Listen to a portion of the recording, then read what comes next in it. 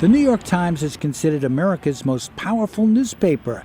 Its offices near Manhattan's Times Square projects that power for a media institution that often sets the political agenda and tells us what's important.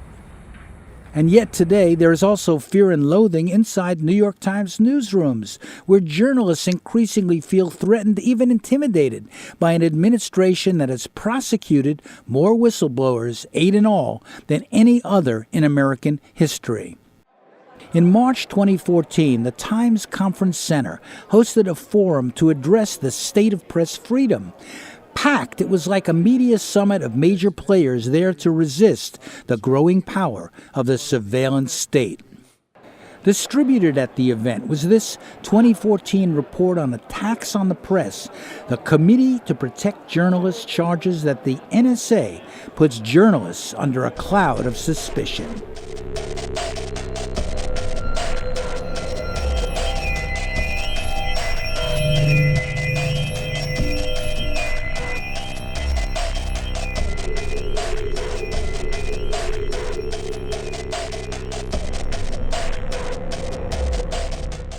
We're at the New York Times Center in Manhattan for a conference on sources and secrets. Some of the top journalists in America are here to debate and discuss the growth of the surveillance state in America. Journalists feel threatened. Politicians now feel threatened. This seems to be an issue that's gone from the back pages to the front page. Ralph Engelman works with the Polk Awards, sponsoring a respected awards ceremony in an industry that is far more competitive than collaborative. Confidentiality of sources is central to the work of journalists, investigative journalists in particular. And in addition to the use of the Espionage Act, what we've learned from the Snowden revelations about the NSA, how can you guarantee confidentiality? Engelman sees this event not just as a get-together for reporters, but one with an important political mission.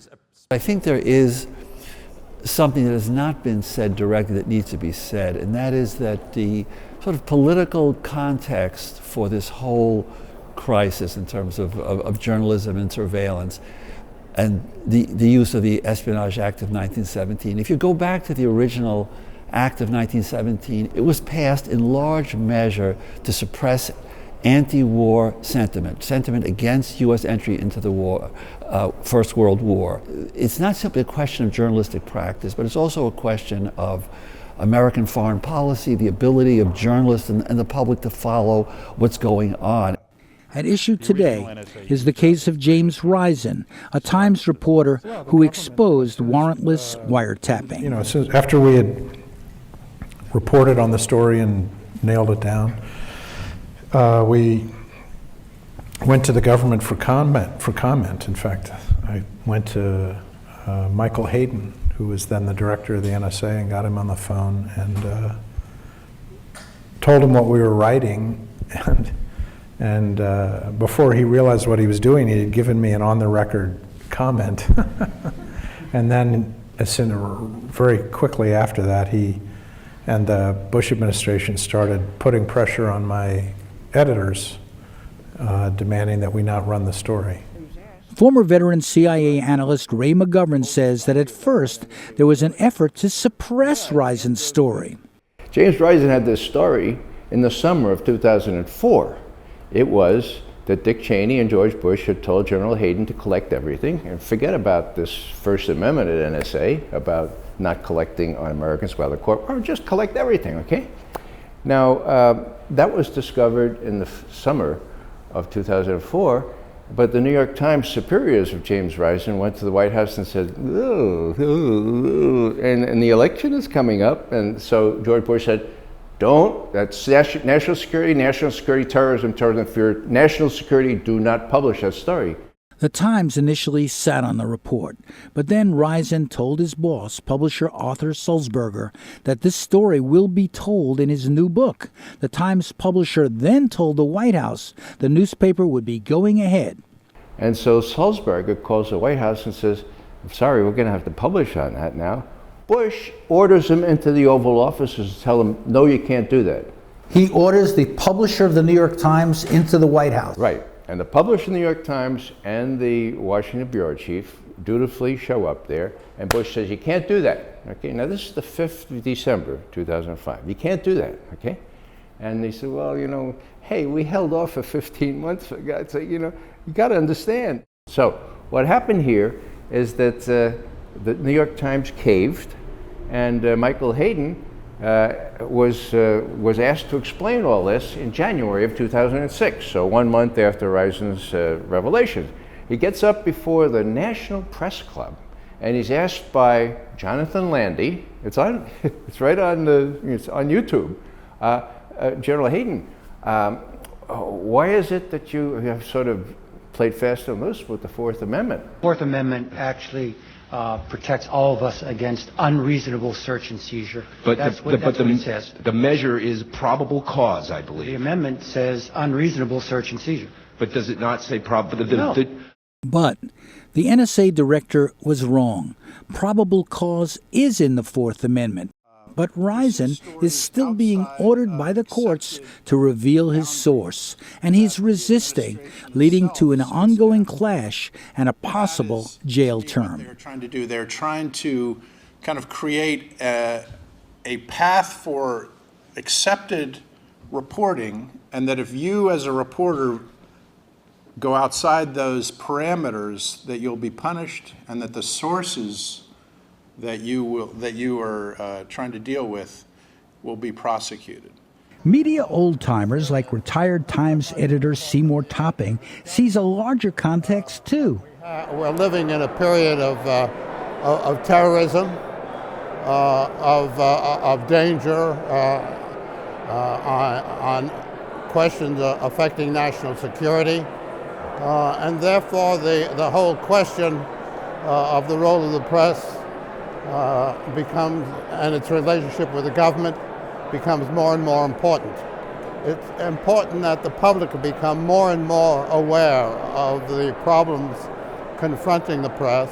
Journalists in the building, like Bill Kovich and other former Times bureau chief, were also very conscious of what happened to another building in New York, the World Trade Center, creating the pretext for the rise of massive government spying. When the Trade Center went down, all bets were off. Who was going to challenge the government? Nobody was. We didn't do it. The press didn't do it. The government had the opportunity, and George W. Bush opened all the doors.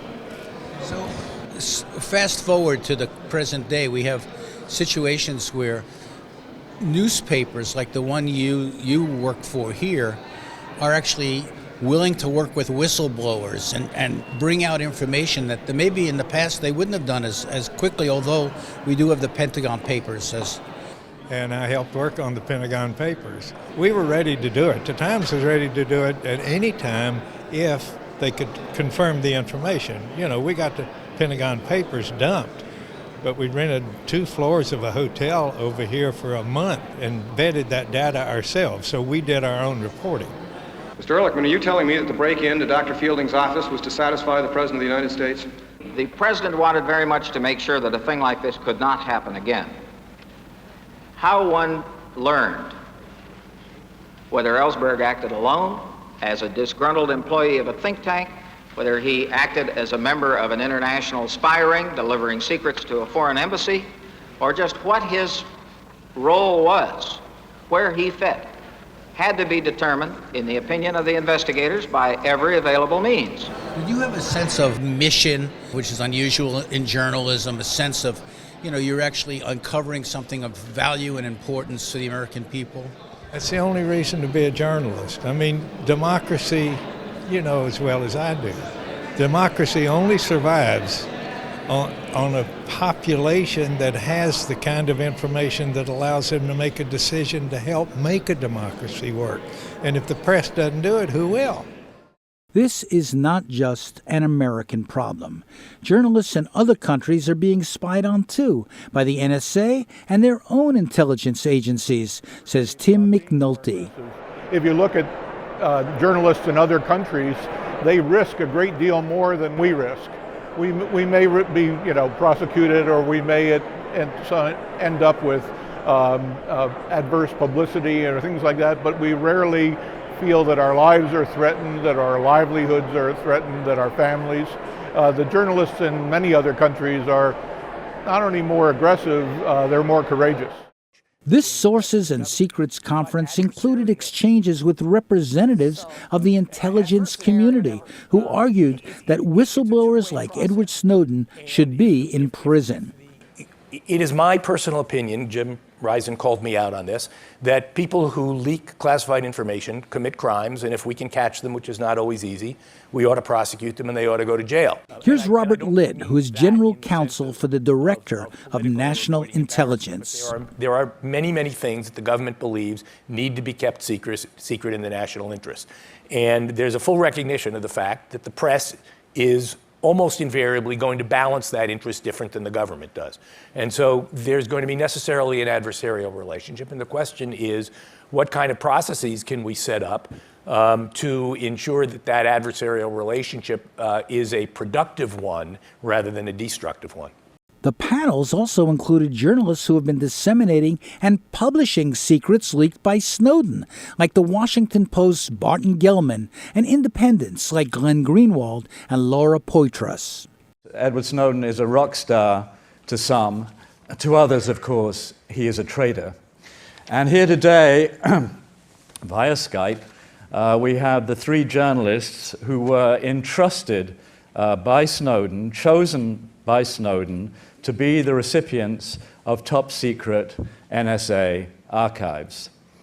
Do you feel it's essential? Do you systematically run by the government, ask for government response on the stories you've done on the Snowden revelations or other stories about the NSA? We've had the legal framework since, I don't know, the Alien and Sedition Acts and the Espionage Act of 97 years ago, with which a government could prosecute journalists for talking about secrets. And it has been a legal culture, a political culture, that's created the barriers to that. Greenwald and Poitras have worked directly with leading newspapers to report secrets buried in these documents. He did not think that he should be in the position to decide which documents ought to be published and which ones ought to be suppressed. He came to well-established and well-regarded newspapers and asked the journalists in those institutions with whom he was working to make those judgments about what is in the public interest to publish and what is not. And specifically, at least to me, said, a lot of what I'm giving you is for background, for context, for understanding. But I don't think all of this should be published. If I just wanted all of this published, I wouldn't need you guys. I could have just uploaded it to the internet myself. The thing that has, I think, been positive in terms of Snowden's disclosures is that it's reawakened an adversarial press, and that people have been shocked that these decisions about surveillance have been made completely in secret, completely without public debate. And that there does seem to be some kind of an awakening, but I wouldn't call it a shift of the pendulum. And now, an initially skeptical American media has showered them with top prizes. Greenwald, Poitras, and Gellman won the admired Polk Awards. The next question, would the media honor Edward Snowden's contribution as a whistleblower? In the end, they didn't, but newspapers that carried his leaks did win the even more prestigious Pulitzer Prize. These reports were not always picked up or praised because establishment journalism does not trust crusaders like Greenwald and Poitras, says Rory O'Connor of Stony Brook University. Because they're too independent, and because even as you heard, the editors of the top publications here, the New York Times, the Washington Post, and New Yorker, and so on, all of them said on the panels today, in fact, that they have not been aggressive enough, that they have collaborated perhaps too much with the government in the past. These are the people who run the major media organizations being self-critical and saying, no, we don't need to have more humility, which is what was suggested by Mr. Litt, the representative of the NSA and the CIA. He said that the press needed more humility. I was pleased at least that the leaders of the mainstream organizations struck back against that and said, no, we don't need more humility. We need more aggressive reporting, and I agree with that. Before the big prize was given, Publications like the magazine Politico frame the challenge facing the powers who run establishment journalism. Wrote media critic Dylan Byers, honoring the NSA reporting would inevitably be perceived as a political act, with the Pulitzer Committee invoking its prestige on behalf of one side in a bitter national argument. Yet to pass on the NSA story would be to risk giving the appearance of timidity. The major media resolved the debate this way. They recognized the Snowden disclosures without recognizing him or the people closest to him. Snowden was magnanimous, saying today's decision is a vindication for everyone who believes that the public has a role in government. We owe it to the efforts of brave reporters and their colleagues who keep working in the face of extraordinary intimidation. Ben Wisner, Snowden's lawyer from the American Civil Liberties Union, also praised the press. I do think that the last year in particular has been an extraordinary year for journalists, particularly American journalists, that they have been, courageous in standing up in the face of government claims of national security. That they have not ignored those government claims. They have redacted stories where appropriate, but in general, they understood that the balance had tipped far too much towards deference. As the big media now recognize the value of whistleblowers in the press, other media outlets say they have to be more aggressive in their own reporting and not just rely on documents that are leaked. Jonathan Landay is an investigative reporter for the Washington Bureau of McClatchy Newspapers. I don't email sources. We just broke the story on the big fight between the CIA and the Senate Intelligence Committee. Most of the groundbreaking work on that was done by a 22-year-old paid freelancer who did nothing but doorstep committees on the Hill, go to people's homes, got me doing that again, going out at night to visit people, and that's how we were able to do that without sort of like sitting in the office and taking phone calls. The issues at this conference on the rights of the press also deal with another right, the right of the public to be informed about what governments do in their name. That's the focus of Amy Goodman's concern. Goodman is an anchor of a popular independent daily newscast called Democracy Now! Information is the oxygen of a democracy.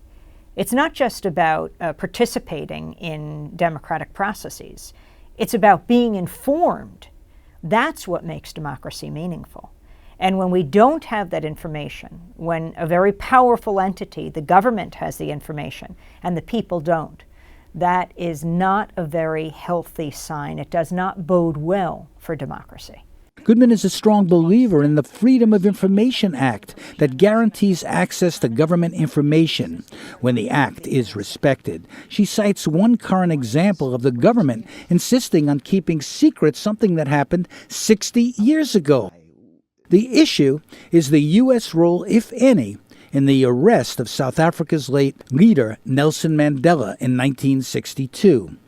Ryan Shapiro, an MIT graduate student, is now suing for the information after the government turned down his request. Ryan Shapiro, the graduate student at MIT, has sued for more information under the Freedom of Information Act than anyone in U.S. history. And one of the issues he cares deeply about is what happened to Nelson Mandela? How was it that he was picked up in the early 60s? Was it just the South African government, or it was Nelson Mandela targeted by the CIA and intelligence given over to the South African apartheid regime? And why is it that something that took place more than half a century ago we can't learn about today? That is a very serious question. That doesn't have to do with national security. That has to do with embarrassment, and that is not acceptable. In the end, this is a fight to keep the public informed. You don't just achieve democracy. People have to fight for it every single day, have to be ever vigilant. So now that the information is out there, and we don't even have all of the information, people have to decide what they want to do, how much power they want to imbue in the government. So what will come from calls to action like Amy Goodman's and mainstream media conferences decrying the problem? You know, I think nothing will come out of events like this, honestly, to answer your question. You know, the final panel was entitled, "Where do we go from here?" But actually, there was very, very little of anyone addressing where we go from here. We're at a state here in the United States right now where the press is under attack by the Obama administration, a greater attack than any previous administration. In fact, than all previous administrations rolled together. And so what the question is, where does the media go from here, faced with this attack, faced with the threat of further imprisonment on the part of Times reporters like Jim Risen? You know, the mainstream media themselves are under attack. And I think that one thing I'm hoping you're going to see is a greater unity among the media. NSA whistleblowers like Russ Tice say that the NSA at first labeled him paranoid to discredit him with the press. Paranoid is right. They used paranoid. And they did it on purpose, I think, because they realized that if I ever did go to the press, that's exactly what they would say to the press. Because remember, back then, there aren't any. I'm the original NSA, whistleblower with this sort of thing. This is, 2004, 2005 time frame. So, when I finally did come out, that's exactly what they did. They said, you're talking to a crazy guy. Do you want your source to be the crazy guy? So in other words, even though you had information and speculation that was informed, they basically attempted to discredit you. Well, of course, yes. But now whistleblowers are fighting back by working together and getting society and the media to recognize their contribution. Another recent award named after Ron Ridenour, a soldier who exposed the My Lai massacre in Vietnam, in which U.S. soldiers slaughtered villages and children, saluted Ed Snowden and the reporters bringing his documents to the public.